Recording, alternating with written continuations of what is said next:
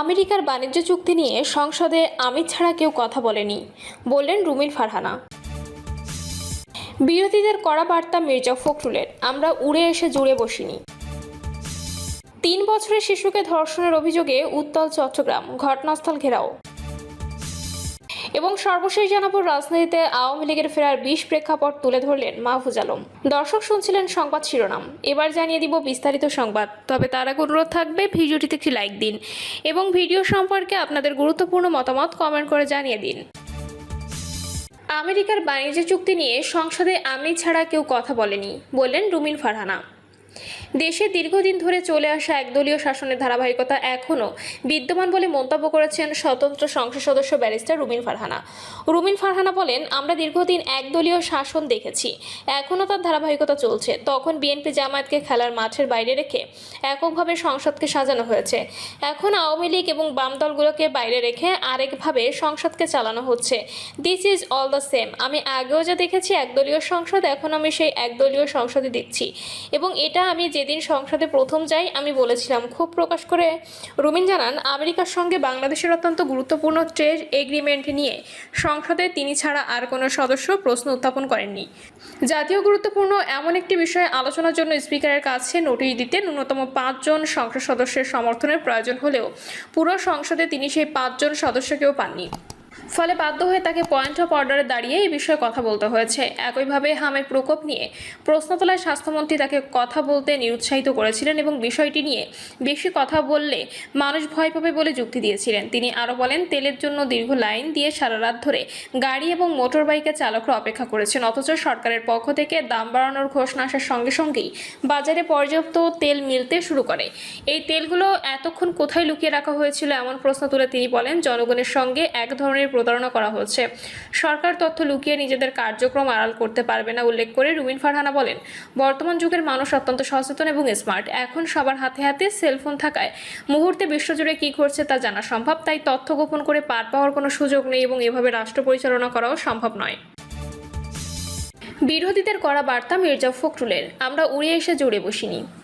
রাজনৈতিক বিরোধীদের উদ্দেশ্যে করা বার্তা দিয়ে বিএনপি মহাসচিব ও স্থানীয় সরকার মন্ত্রী মির্জা ফখরুল ইসলাম আলমগীর বলেছেন, আমরা তো উড়ে এসে জুড়ে বসিনি, আমাদের ধমক দিয়ে লাভ নেই। 17 বছর আন্দোলন করেছি, জেলে গেছি।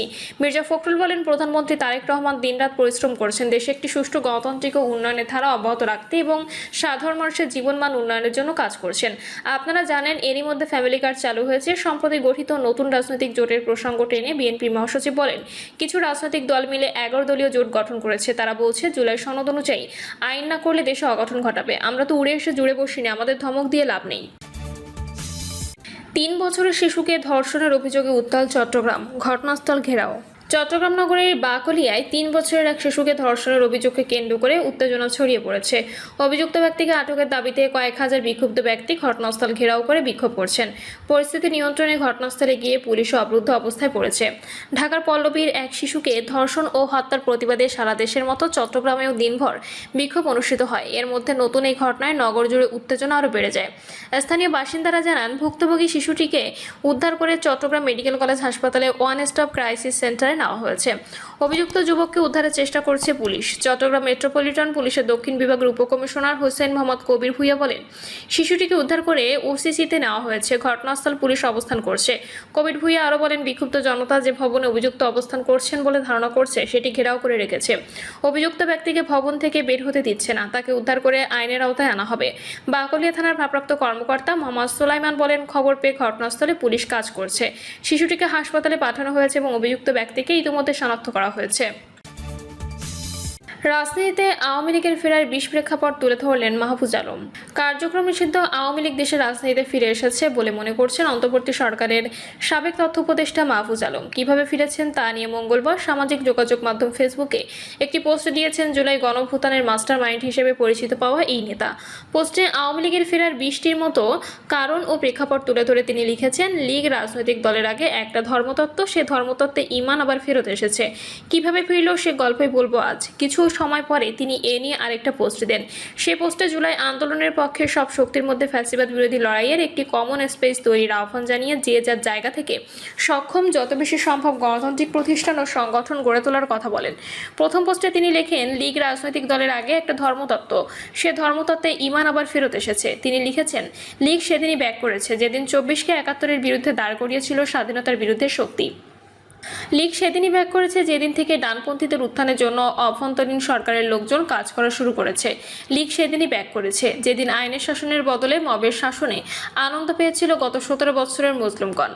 মাজারে হামলা, হিন্দুদের উপর নিপীড়নের বিরুদ্ধে সরব না হওয়ায় আওয়ামী লীগের ফেরার পথ সুগম করেছে মন্তব্য করে মাহফুজ আলম আরও লিখেছেন, লীগ সেদিনই ব্যাক করেছিল যেদিন থেকে উগ্রবাদীরা মাজারে হামলা করেছে, মসজিদ থেকে ভিন্ন মতাবলম্বীদের বের করে দিয়েছে। লীগ সেদিনই ব্যাক করেছে যেদিন হিন্দুদের উপর নিপীড়ন নিয়ে মুসলিমগণ চুপ ছিল। ধর্মনিরপেক্ষ ব্যক্তিদের মধ্যে ডানপন্থার উত্থানের আশঙ্কা এবং উগ্রবাদীদের নিরাপদ জায়গা করে দেওয়াটা আওয়ামী লীগের ফেরার জন্য সহায়ক হয়েছে জানিয়ে মাহফুজ আলম বলেন, লীগ সেদিনই ব্যাক করেছে যেদিন সেকুলার মূল্যবোধ বিশ্বাসী মানুষজন এদেশে সরকার প্রযোজিত ডানপন্থার উত্থানে ভয় পেয়েছিল। লীগ সেদিনই ব্যাক করেছে যেদিন মবস্টারদের এদেশে হিরো বানানো হয়েছিল, উগ্রবাদী সেফ স্পেস দেওয়া হয়েছিল। অন্তর্বর্তী সরকারের বিভিন্ন কর্মকাণ্ডের সমালোচনা করে তিনি বলেছেন, লীগ সেদিনই ব্যাক করেছিল যেদিন ব্যবস্থা বিলোপের বদলে ন্যূনতম সংস্কার ও ঐক্যমত্য কমিশন নাম দিয়ে জনগণের বিচ্ছিন্ন এবং হতাশ করা হলো। লীগ সেদিনই ব্যাক করেছিল যেদিন থেকে বিএনপি অভ্যন্তরীণ সরকারের বিরুদ্ধে গেল আর বিএনপি ও ঠেকাতে জামায়াতকে কোলে নিল অন্তরীণ।